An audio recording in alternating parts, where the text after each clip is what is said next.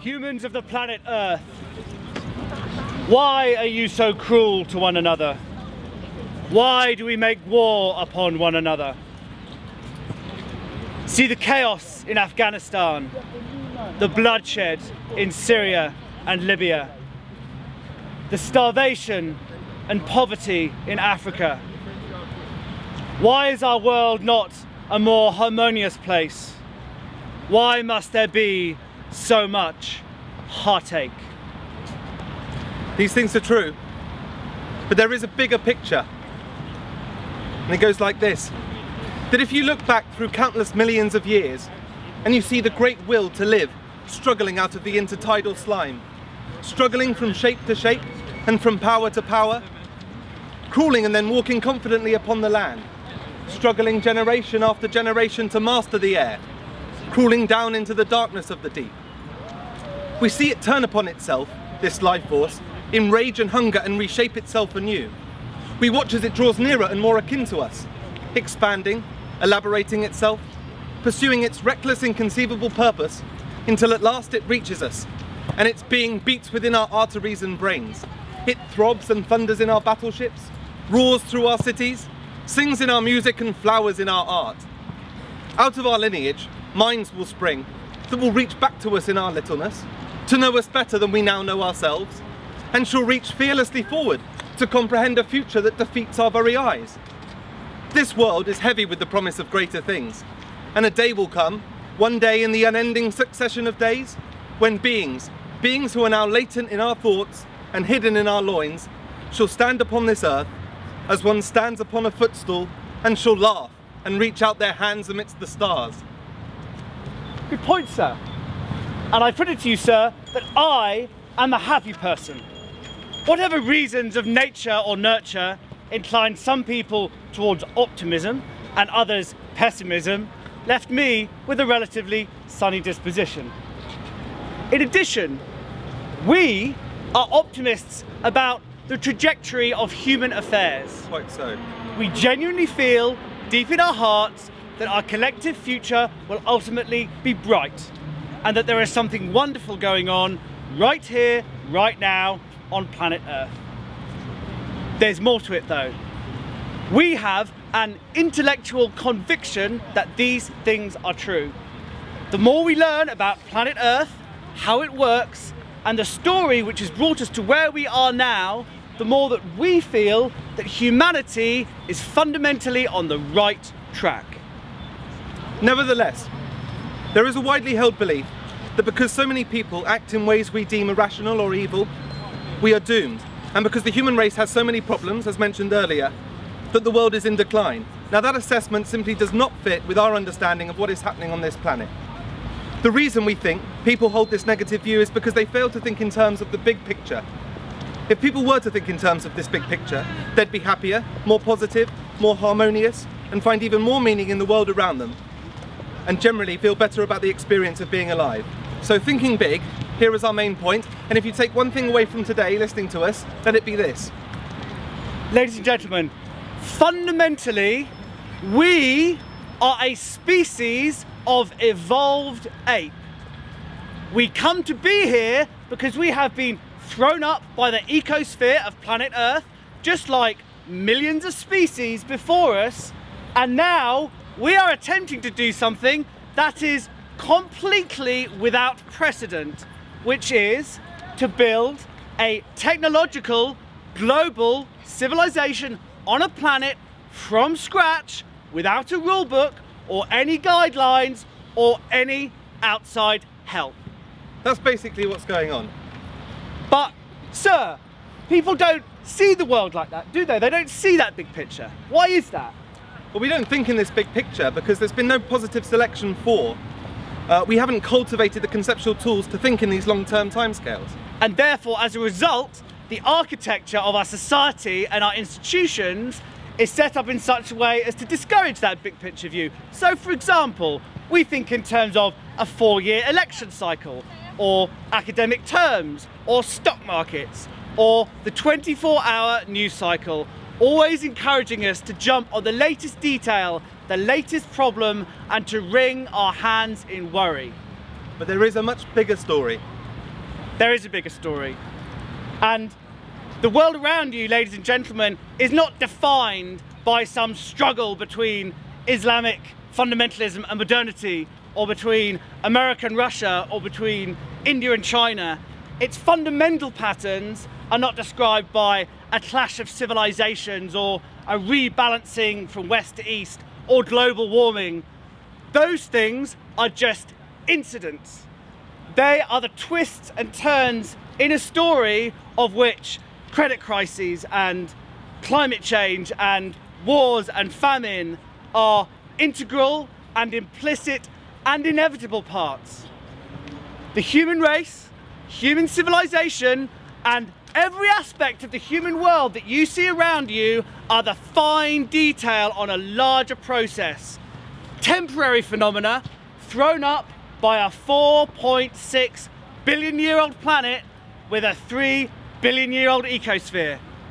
But because we're all so busy being jealous, scheming apes, we neglect to look down upon ourselves as a species of jealous, scheming apes having a collective experience.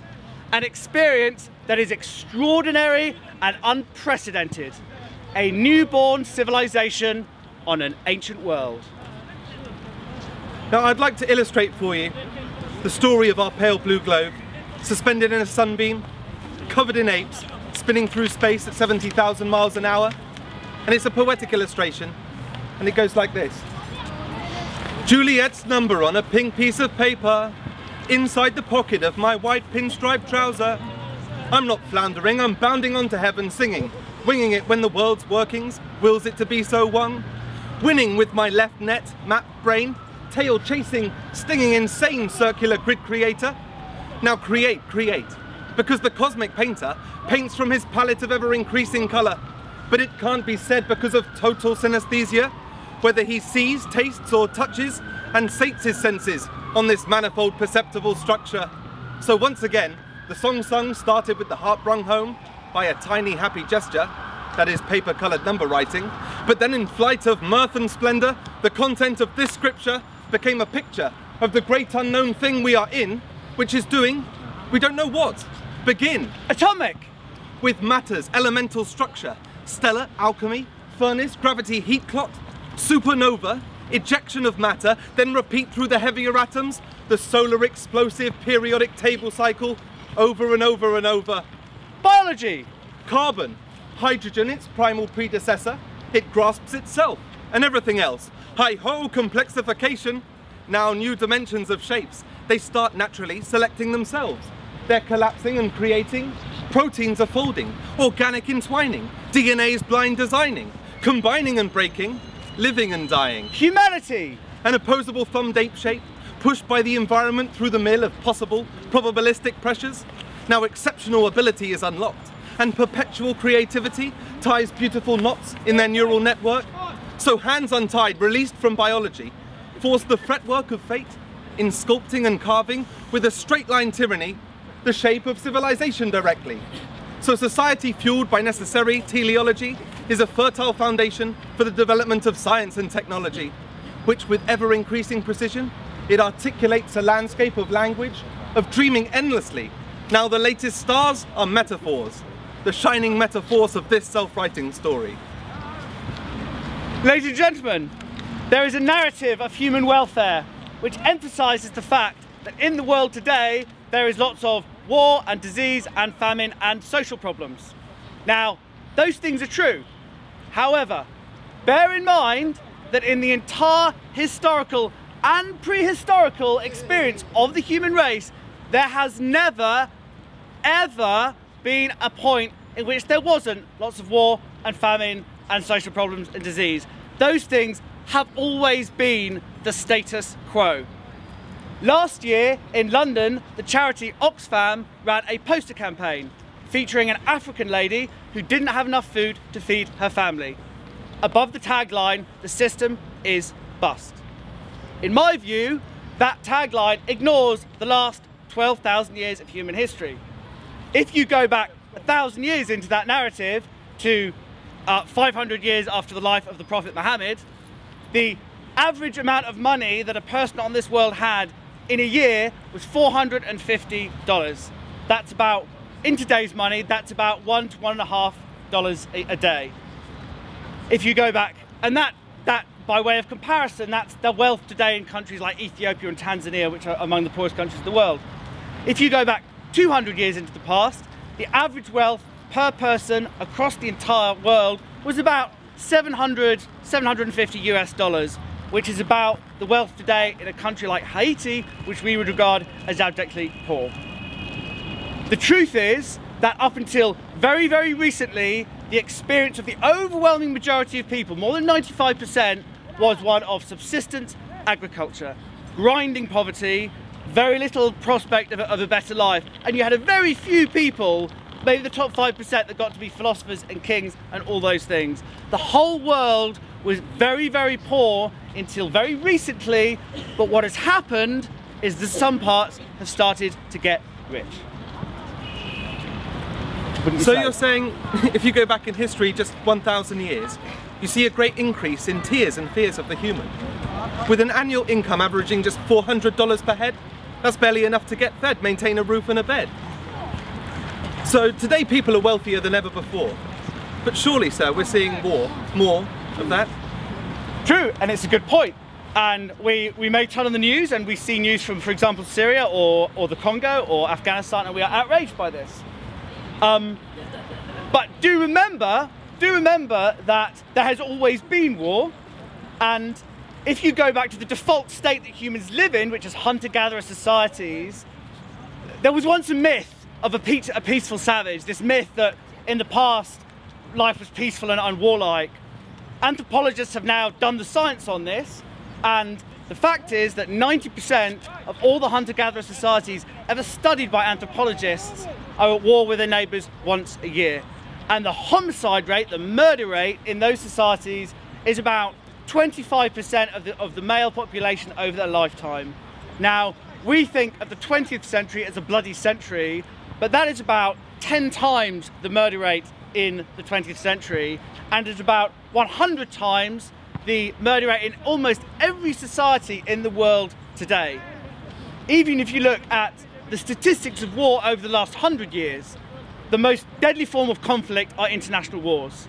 And if you go back to 1950, then every single year, 65,000 people were dying in international wars. And that number has been falling decade on decade since. By the 1970s, it was about 47,000 people a year. By the 1980s, 18,000 a year. By the 1990s, it had dropped to 3,000 a year. And in this decade, the least warlike decade that there has ever been in all of history, it's about 2,000 a year. It's fallen by a factor of 30 in 60 years. Now, we are not presenting a utopian vision. We are not saying that violence has stopped or that it is about to stop. But what we are saying is that the world is moving forward. Violent conflict the world over is in decline. But aren't people getting smarter, learning to read, write and rhyme? Good question. And there's much ignorance in the world today, and it would be better if there were not more ignorance. But bear in mind that as recently as 1970, less than half of the humans alive could read. Today, more than 80% of the humans alive could read. So for the first time in history, more than 3/4 of the people who are adults on this world have access to the knowledge contained in the written world. In addition, the number of years spent in education is increasing in every region of the world. And while 200 years ago, there were just a few universities dotted around and the pursuit of knowledge was the preserve of a few interested amateurs, now there are over 1 million professional scientists working on this planet and a dedicated system of institutions globally rolling back the frontiers of every field of knowledge. And so I've often argued with friends about whether the world is getting better. As we've been showing, violence of all types is undeniably in decline. Global literacy is rising, access to medical care has hugely increased. However, it's often shown that in economically developed countries, people are facing new problems called afflictions of affluence, such as obesity or drug abuse. Now this seems to show that there is a trend in which human strife and tribulations, problems are evolving from a physical level to a psychological one. And it seems to me that whatever afflictions of affluence one incurs as a result of escaping premature death in infancy or early adulthood, then they are of a much lesser evil. So you may have heard the phrase, no food, one problem. Many food, many problems. No food, one problem. Food, many problems. It's a legitimate question. Are we actually happier? Are people in this lovely bourgeois 21st century London, are they actually happier than people who lived in, say, Shakespearean England, which was much more violent and nasty, disease-ridden and so forth? And indeed, are people in the UK, for example, an example of a very rich country, are they happier than people, for example, in Mozambique, an example of a very poor country? Well, that is a subjective judgment call. However, what I think it is fair to say is it is better to live for a long time than it is to live for a short time. And up until the very recent past, and through all of history and prehistory, humans got to live for about 20 to 30 years. That was the life expectancy. And up until the 20th century, infant mortality, which is the number of people that died before their first birthday, was about 20%. So 1 in 5 of the humans who ever lived never got to experience more than the first year of infancy. By 1950, life expectancy had risen to 47 years, and infant mortality across the globe had fallen to 15%. By 2003, the life expectancy of a human had risen to 67 years, and it keeps climbing, and infant mortality had dropped to just over 5%. So today, the average human gets to live 2 or 3 times as long as their ancestors just 4 generations ago. In addition, I think an objective thing you can say is it's better to be healthy than to be unhealthy. And I've hurt my arm, so I think I'm allowed to say that. 200 years ago, we didn't even know what disease was. Smallpox was responsible for hundreds of millions of agonizing deaths. It killed more people than all the genocides of the 20th century and all the wars of the 19th and 20th century put together twice over. And in 1979, smallpox became the first human infectious disease to be eradicated from nature. HIV only made the jump to the human population in the latter half of the 20th century, and yet within decades, it was not only well understood, but a global program was in place to hold it back. Avian and swine flu only made the jump to humans in the last 10 years, and a global medical infrastructure immediately swung into action to contain them. Well, I would go further, saying securing a longer, healthier life allows people the time to spend in cultivating pursuits of art and knowledge. Surely these endeavours are the whole point of existence, undertaking physical, spiritual, academic or aesthetic exploration for simple enjoyment, and most importantly to pass on these feats, discoveries and creations for the cumulative enrichment of future generations, for posterity. I have a conviction that this is part of an inexorable trend and not simply a fruitful phase in human development. A lot of you may be thinking that yes, the world has superficially got better or improved, our access to knowledge and so forth, increased global literacy, but could these things not just crumble away and plunge us back into some state of primitive conflict, a fall from grace? Well, I don't feel that we will. We don't feel that we will. And the reason we have this conviction is because if you look at the grander structure of the universe and the design principles of its architecture, this is all part of a fundamental recipe which mandates how everything evolves. And the recipe is this: that if you start with a singular form, an atom, let's say a cell, a human, then a cell inevitably becomes a chain, and a chain becomes a network. Now this is the method of evolution, and we can see that method on every scale of the cosmos. For example, take mycelium. Now mycelium is an organism of which mushrooms are the fruit. They form exactly this pattern of optimal connectivity.